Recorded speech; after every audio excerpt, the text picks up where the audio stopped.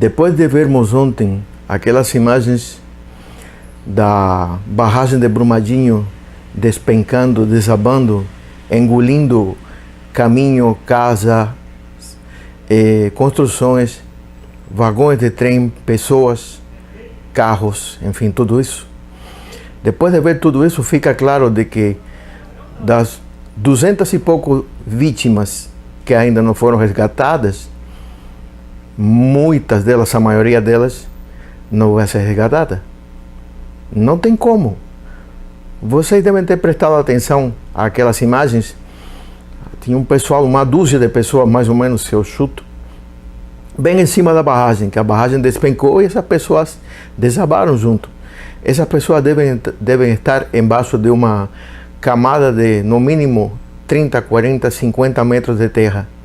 Não tem como ser feito tecnologicamente. Até poderia, mas isso não é viável.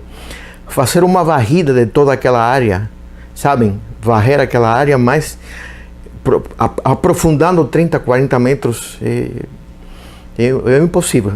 Eu chuto que das 200 e tantas vítimas que não foram resgatadas, poderão resgatar umas 10 ou 15. Vou chutar mais alto, umas 50 mais. Mas no mínimo umas 150, 170 vítimas vão ficar para sempre lá no fundo daquela lama, no fundo daquela terra.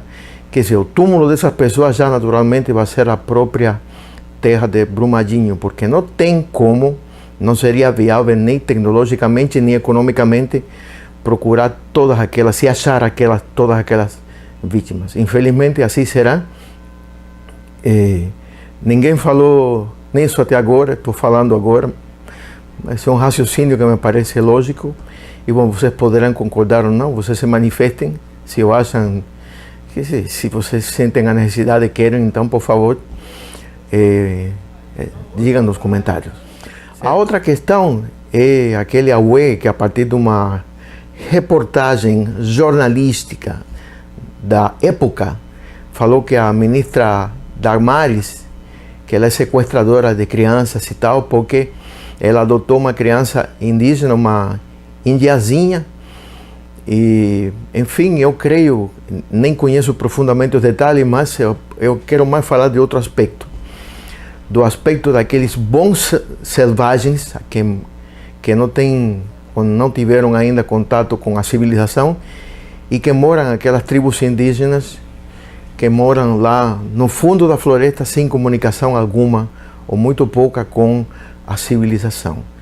Eu particularmente considero isso um crime. No caso da Damares, da ministra Damares, se essa criança não tivesse sido adotada, ela teria sido morta. Tem essas práticas em algumas tribos indígenas, que a criança, quando nasce com defeito, ou se são gêmeas, ou se é menina, ela é sacrificada, é enterrada viva, segundo ouvi dizer. Isso é selvagem, isso não é humano. A civilização, ela serve para alguma coisa. Então, tem uma coisa que é chamada também do pátrio poder, que é o poder que tem os pais da criança para decidir, até certo ponto, o que ela vai ser, que é a educação até a maioridade. Mas nesse caso, tem alguns casos em que o Estado intervém e elimina, suspende o pátrio poder quando os pais são abusivos e tal, né? Então, nesse caso desses indígenas que são afastados da civilização e tal, eu creio que o Estado devia sim intervir.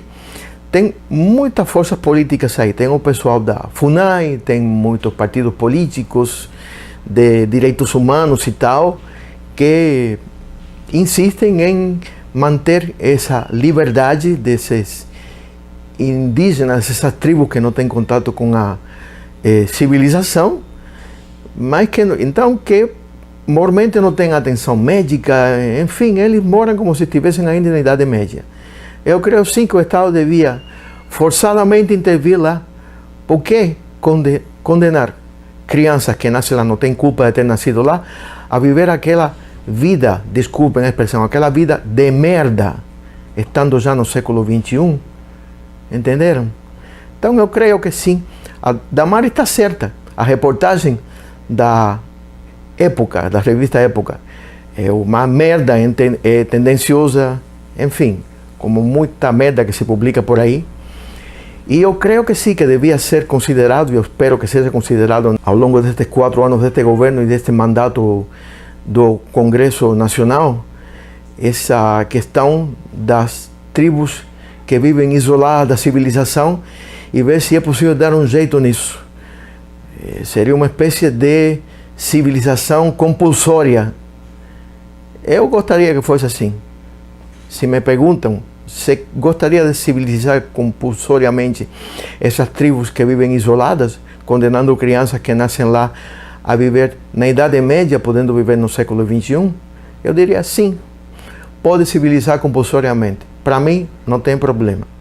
Outra questão que está acontecendo agora é que daqui a pouco vai acontecer a votação para escolher o presidente do Senado Nacional.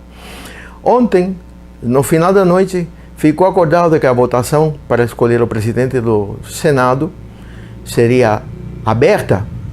Entretanto, o Dias Toffoli do Supremo Tribunal Federal, que estava de plantão, agora está de plantão nesse fim de semana, eu creio que ele estava com insônia ontem à noite, ou hoje de madrugada, hoje domingo, desculpem, hoje de madrugada, hoje é sábado, e ele de madrugada emitiu uma liminar aí dizendo que a votação tem que ser fechada. Quer dizer, tem que ser uma votação fechada, com um voto fechado, um voto secreto. Então, a decisão de Dias Toffoli está certa, está correta, até porque está no regimento do Senado que as votações para a escolha do presidente do Senado sejam com voto secreto. Entretanto, tinha sido escolhido isso ontem, né? Então, também se sabe que a votação secreta ajuda o Renan Calheiros a ser eleito novamente como presidente do Senado. A oposição não, agora está mudando tudo, agora não está nem bem claro quem vai ser oposição, quem não vai ser. Então, os contrários a Renan Calheiros queriam que a votação fosse aberta, de modo a causar constrangimento mormente naqueles que estão chegando novos ao Senado, para que não votassem no Renan Calheiros, que está enrolado em acusações, foi indiciado, já é réu em alguns processos, mas não deu. Vai ser, bom, até agora, são agora 10 e 20 minutos da manhã, a votação deve ser a partir das 11 horas, ainda vai ter muito barulho lá, vai ter muito toma lá da cá, e vamos ver, eu espero que seja, não que esteja torcendo por ele, não é nada disso, mas eu creio que quem vai ser eleito vai ser o Renan Calheiros. Bom, isso é tudo por enquanto. Se gostou, por favor, curta, comente, compartilhe. Se inscreva no meu canal, que é também de alguma forma o seu canal. Eu sou José Rodrigues e até mais.